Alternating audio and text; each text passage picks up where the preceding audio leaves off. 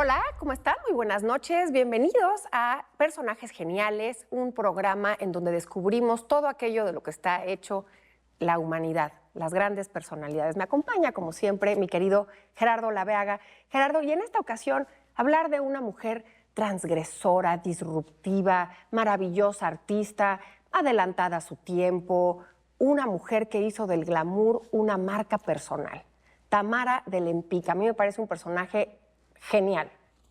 Y fue genial porque después de la Primera Guerra Mundial, cuando la gente había perdido a sus familiares, hijos, hermanos, padres, había perdido sus casas, había perdido sus trabajos, y de pronto la gente dice, bueno, si nos vamos a morir hay que vivir la vida loca, los años locos, entre los 20 y los 30.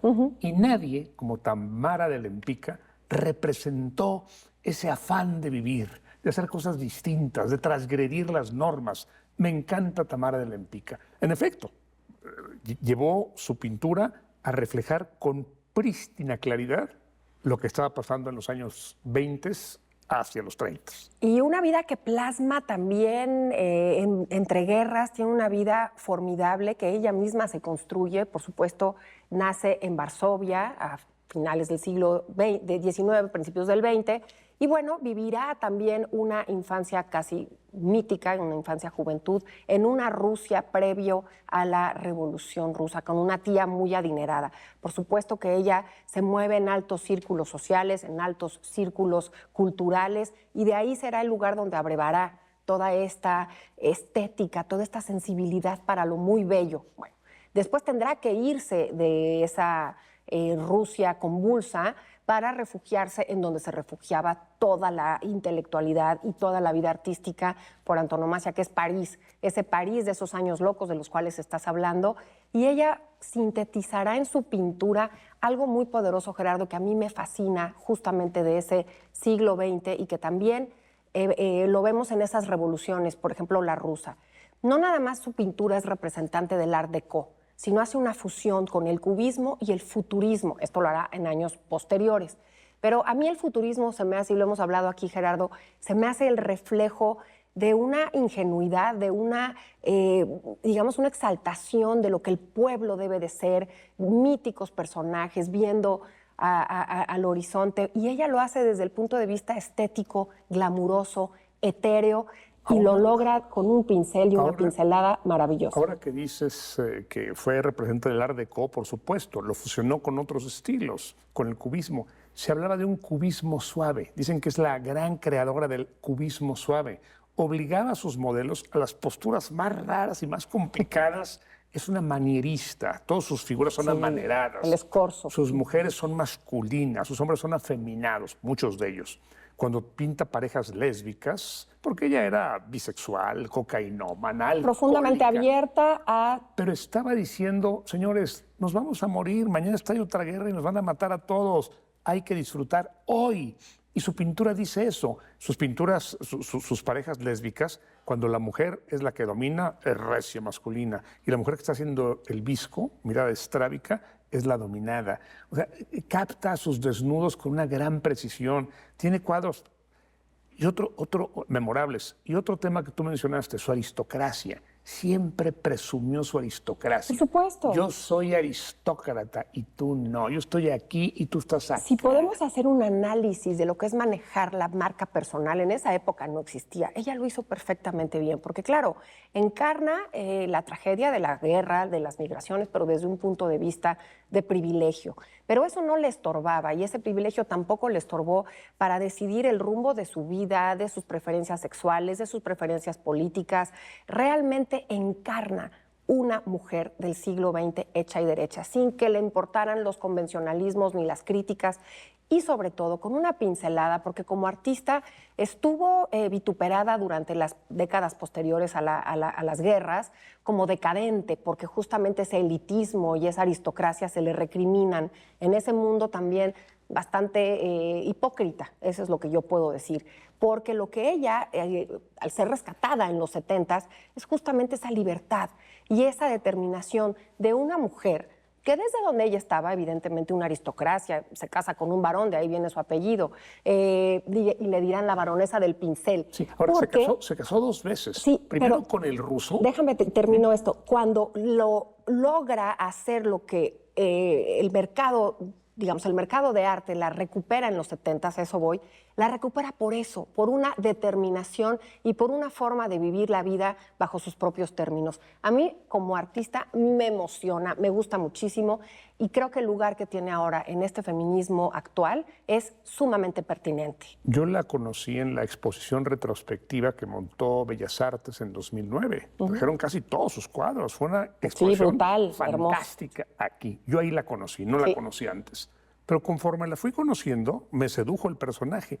Y ella era un personaje fundamental. Sí. Ahora, como aristócrata, logró que todos los aristócratas quisieran que le hiciera un cuadro. O sea, que te pintara Tamara Lempicka era como alto estatus. Claro. Y el cuadro más famoso de ella es ella misma, autorretrato en un Bugatti, donde está en un Bugatti 1929. verde. Nunca tuvo un Bugatti, nunca tuvo un Bugatti verde, pero sale viendo de reojo, como diciendo, vean lo rica, guapa y hermosa que soy. Y es un homenaje a Duncan, a Isadora Duncan, que muere con su foulard enredado en un Bugatti. Claro, claro. Siempre hacía homenajes. Le gustaba mucho Ingres, el pintor. Claro. Pintó también Angélica, pintó El baño turco, recreando a Ingres. Pero lo interesante es esta aristocracia que ella necesita que le reconozcan. Se casa primero con un ruso, que le da su apellido de Lempicka. Luego, cuando se aburre de él, lo deja, porque dejaba a la gente así, la botaba, y se casa con un varón alemán. Y este varón es el que le va a dar el título de baronesa. La baronesa se le Sí, por el nombre por sus matrimonios. Hacía fiestas de blanco, todos de blanco, pero ella estaba de negro. O fiestas de negro y ella estaba de blanco. Era una mujer que le gustaba ser el centro del mundo. Hace su marca, hace de ella misma un personaje de glamour, de estética, y es una pintora consumada, porque es fabulosa, realmente tiene una mano y un ojo maravilloso. También pinta mucho a su hija y hay que hablar de algo interesantísimo. Las cenizas de Tamara fueron esparcidas por su propia hija en el volcán Popocatépetl desde un helicóptero. Tamara vive en México y le pasa lo que le pasará a muchísimos extranjeros. Encontrará en México un lugar de ensoñación, como ella lo dijo siempre. México para Tamara fue formidable. Vivió en Cuernavaca, llegó en 1974, muere en 1980, vive unos años también donde le pone esa impronta de vida cultural y de mundo, un halo de vida artística que le imprime a sus años en Cuernavaca. Y es muy interesante entender, claro, esa parte que también tenía nuestro país para los artistas, esa parte de ensoñación, de riqueza, del clima, de los paisajes, de la gente, todo eso la tenía maravillada y por eso pide que sus cenizas sean esparcidas en el Popocatépetl. Y ahora que mencionas a su hija, se llamaba Quisette.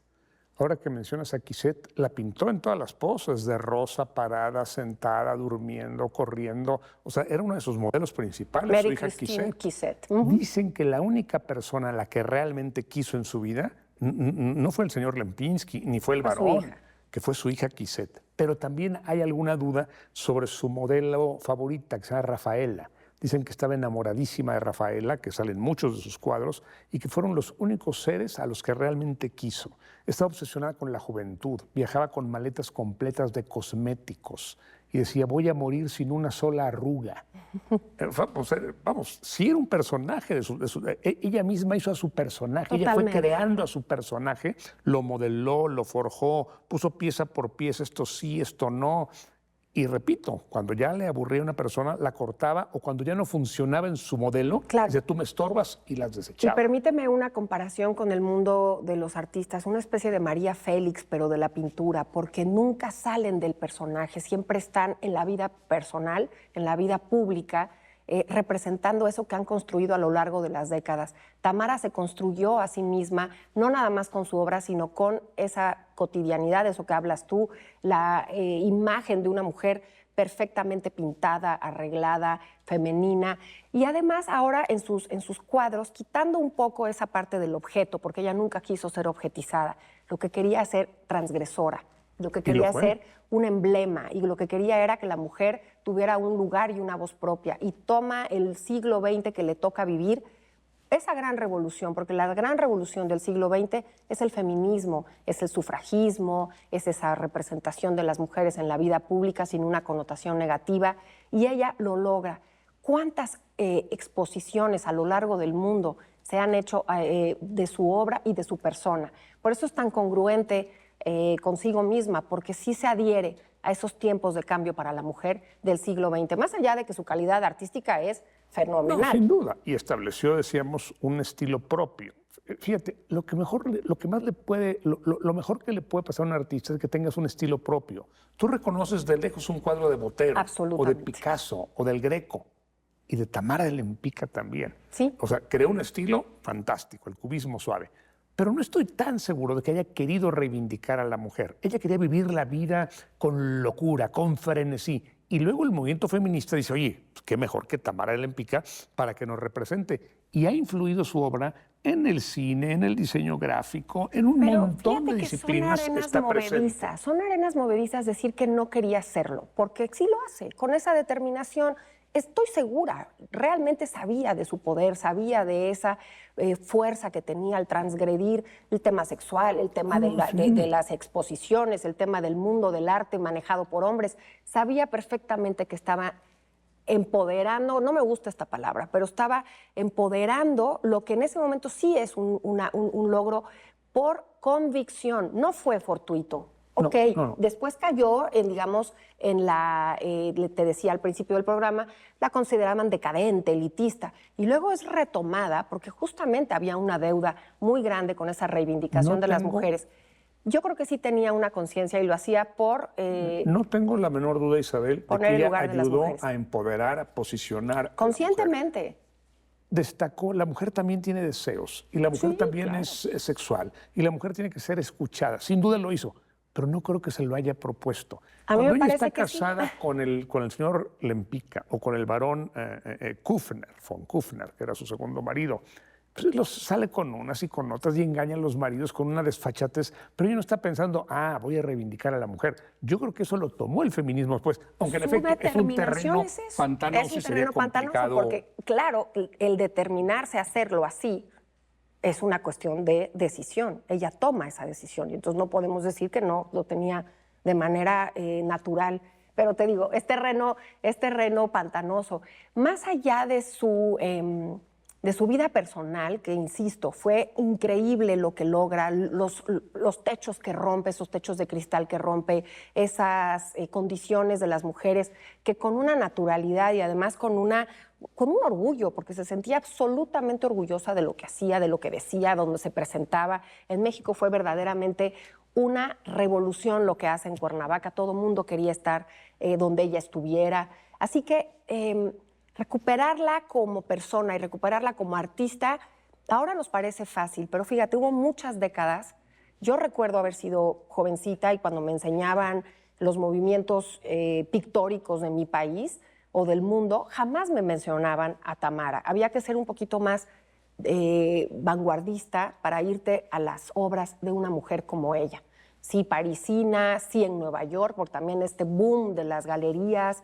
Ella es uno de esos productos. Entonces, sí es recuperada en últimas fechas y no desde el momento en que pintó. Sí, pero mira, ella estaba más interesada en su personaje que en un legado feminista, creo yo. Porque cambia varias veces su lugar de nacimiento. Hoy sabemos que nació en Varsovia. Sí. Pero dice, yo nací en Rusia, yo soy rusa. La gente dice, pero ¿cómo si nació en Varsovia? Es que esa parte era rusa cuando yo nací. Y lo decía, no, soy polaca y soy orgulloso de estar polaca. No está muy preocupada en el tono de la mujer. Ella en París se va vestida de hombre, como George Sand, de dandy. Eso es Llega romper. De dandy. Eso y va con un amante un día y con una amante al otro. Pero eso es dar el lugar.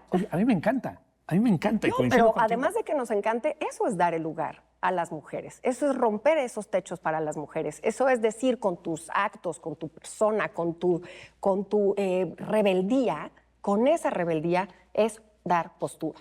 Pero Isabel, lamentablemente se nos ha terminado el tiempo. Como siempre, podíamos seguir discutiendo de este gran personaje. Horas y horas, pero lo mejor es que usted conozca a Tamara de Lempicka, que conozca su disrupción, su sensualidad, su afán de vivir intensamente. Nos vemos la próxima semana en Personajes Geniales. Acompáñenos.